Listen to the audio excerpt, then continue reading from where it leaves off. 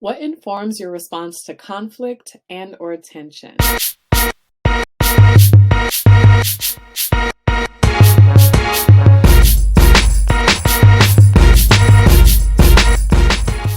Welcome to Season 2, Episode 13 of the Prolific Shift Sunday Sit Down. I'm Janae Peters. I'm the founder, CEO, executive, administrator, chief operating officer, all those things that you can think of for Prolific Shifts right now. But hopefully, not for too long, because the goal is to blow up and engage in some collective care and community care in a way that's not centered just on me, but that centers Black educators. And in that way, centers the health of the many Black communities and the health of education and all these other things. Anyway, big hopes, big hopes. So hopefully that would be weird, I think, to be the end all be all for all those things as things expand. So I'm gonna stop talking right now because actually today is pretty serious and most of them are serious, but this one is a different kind of serious. So I want to start, before I get into this, I want to wish a happy Mother's Day to my mother, Deborah Peters.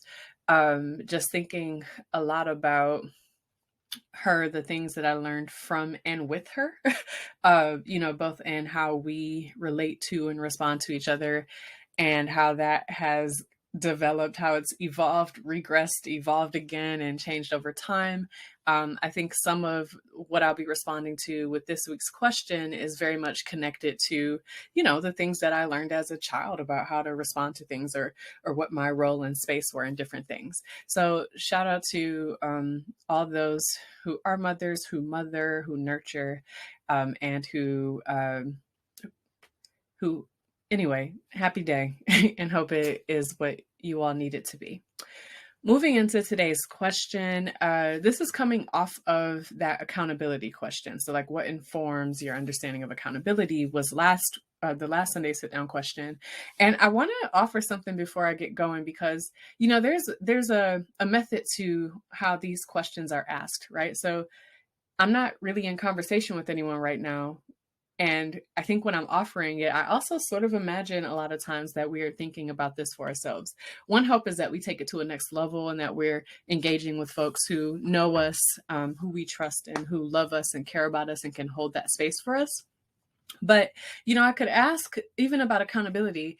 I could ask, what do you think about accountability? And that's just going to get what you think or what you do. But adding on the what informs to that question and to this week's question, what informs your response to conflict and tension, that's not necessarily just what do you do? So if I were to say what I do when there's conflict or tension or what I feel, that's some information. But when I think about the root of it, root causes, what informs it, that's information that's key to any type of shift, transformation, evolution, anything like that. The behavior itself, we can perform behaviors regardless of what we feel inside. When we think about what informs something, when we think about the values, the experiences, the models that we had that told us how to do certain things, once those are in our consciousness and in our awareness, those make more space for us to kind of destroy some things or elevate some things if that turns out to be what it is for you.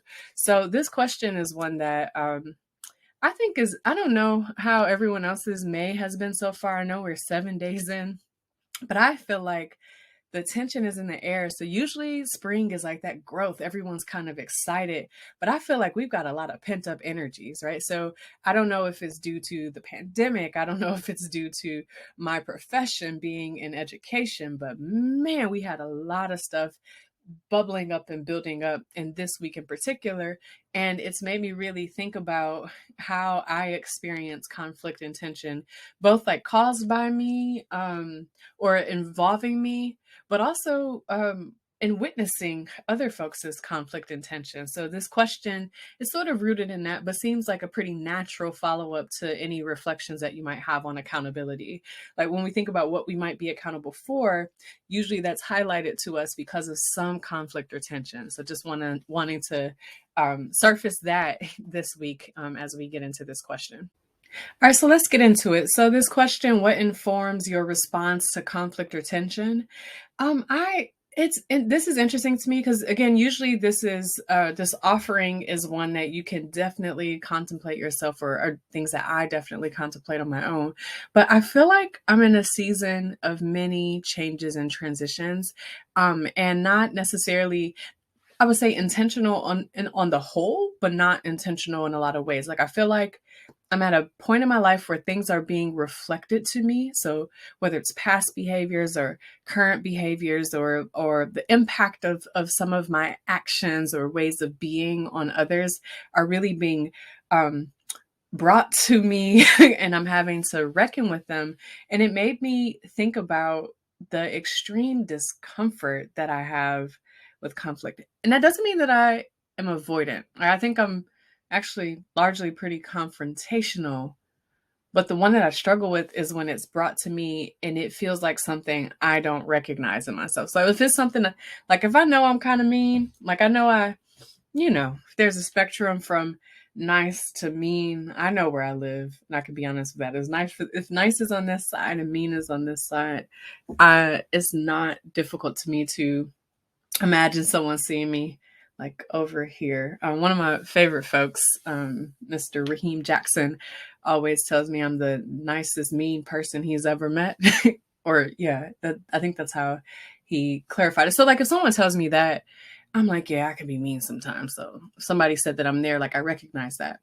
But if someone brings something to light for me that I don't recognize, or is not a way I experience or see myself, like not only does that to me create conflict or tension with the person who brought that to me, but it also creates it like within myself. Because when you are given a view of yourself and you're like, that don't look like me. Nope, that's not me. I know that's not me.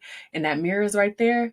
But you're like, that kind of, those are my eyebrows. Like I do part my hair on that side. Or yeah, that the kind of, I could see where you thought it was me, but it's not really me.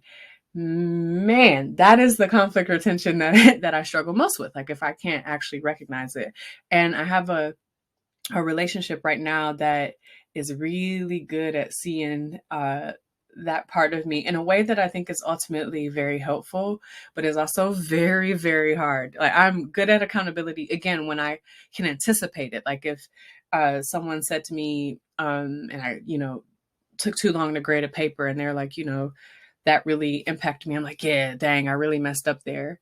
But if someone says something like, you're kind of inconsiderate, or um, you don't think of me when you do such and such thing, then I'm like, no, I'm very considerate. I'm known for being considerate, actually. Like, those things are harder. And when I think about what informs that, what informs my responses, there are lots of things I think about. I think about my understanding of self, like in the sibling hierarchy, right? So being the oldest of the household I grew up in, and kind of being the boss of, or bossy to them. And so, in a lot of ways, being the mediator of conflict rather than the person needing to be mediated, right? So, and I think in bigger ways, coming from such a huge family, I think I witnessed a lot of conflict and a lot of a lot of tension, sorry, and saw people working things out in various ways, and kind of decided for myself that, you know what?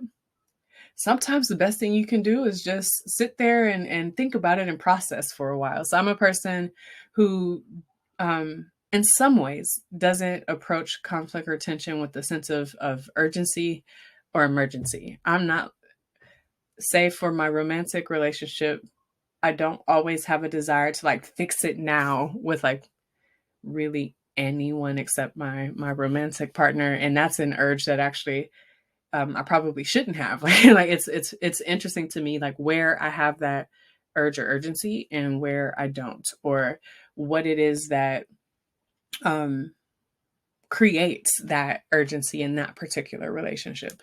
So, but when I think about what informs it, it was really, I remember the first time my good friend James Greenwood called me diplomatic. I remember being kind of, no, I think the first time I was called that, I was in college, and I was just like, that's interesting, because I see in my head, or in my sense of, in my experience of myself, I'm always working to to try to understand people's perspective. So I'm like, oh, that person is mad about this. I could see how that happened because, this is something that they've experienced. Like, this is something that they like. Like, I can see how that happened. And in that, I'm able often in disagreements to find a sort of a middle ground, like a compromise point, because I really engage in perspective taking in a pretty sincere and I would hope deep and authentic way. But diplomacy isn't always it, right? So like there are some times where you just gotta take it on and say the thing. And I realized that I think this really started in my working world as an English teacher, but I would find myself like in a meeting or something and having a reaction to a decision that's being made or something that was happening. And I would just literally feel myself burning inside.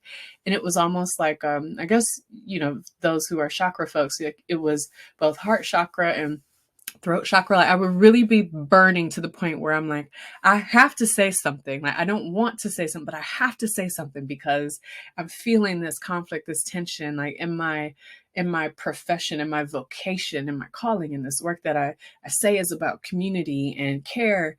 And like I gotta say something as much as I would actually love to be diplomatic in this moment because that's easier. In some ways, easier for me, I would say.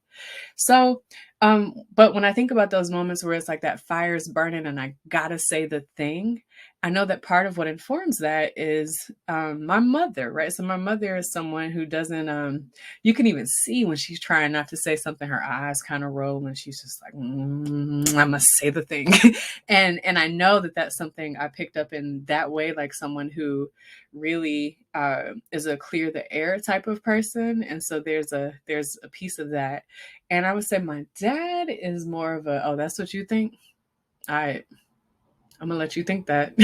And I have that too. And I think the mixture of those two created the sort of the person who was experienced as diplomatic in me. And I think it also, the mixture of the two created the person who's able to see how different ways of being didn't necessarily have to be at odds, but could be in relationship. So that's one way. Obviously, there's deeper stuff that I'm not going to offer on a public YouTube channel in the same way, but that I might connect with some folks I love and trust about, and that's part of the action item this week. But I'm finding it really interesting to think about, like, again, that what informs our responses, not just the response, but like, what do we think informs that response? So I want to encourage us all to really take our time with this question. You could think about the conflict in different arenas, right? You could think about it in the professional sense, in the personal sense. You could divide that up into platonic relationships, romantic relationships, other types of relationships that I'm not going to box anyone into, but you could think about it in a lot of ways. And really, and in internal conflict and tension, the moments where you know that your authentic thought or that's the thing that pops in your mind, that's maybe antithetical to what you're actually saying or spouting, like whatever that conflict or tension is, what informs that response? Like really break that down and think about it. And the ask this week, the action item, is a little different than it has been in some senses, maybe a combo action item. And the ask is that you take some time, like you can go brief or you can go deep with this, but connect with folks from different stages of your life, and talk about this, like talk about conflict and how you engage with it, and think about, take some time then after you've had a few of those conversations to do some sense making around it and see what comes up for you. I'm gonna try, I kind of let this I really am trying to give into ease and whim for these. So, not taking too long to record, all those things, not taking up too much time. But I think what I'm going to try to do is make sure that the next Sunday sit down question is a sort of follow up to this so we can stay on this track so that we have some intention in our shifting as we move through. I think all these questions can help with shifting in some way. But if you're like, it's May, let's get down to it. And let's do something before we shift into summer mode or whatever that means for you, wherever you are. All right, y'all. In the spirit of ease, I'm going to move on out of this virtual space and be present in the moments around me. Happy Sunday. Hope y'all are sitting down and hope you're ready to shift, because here at Prolific Shifts, we're shifting always and in all ways. All right, y'all. Peace and see y'all next time.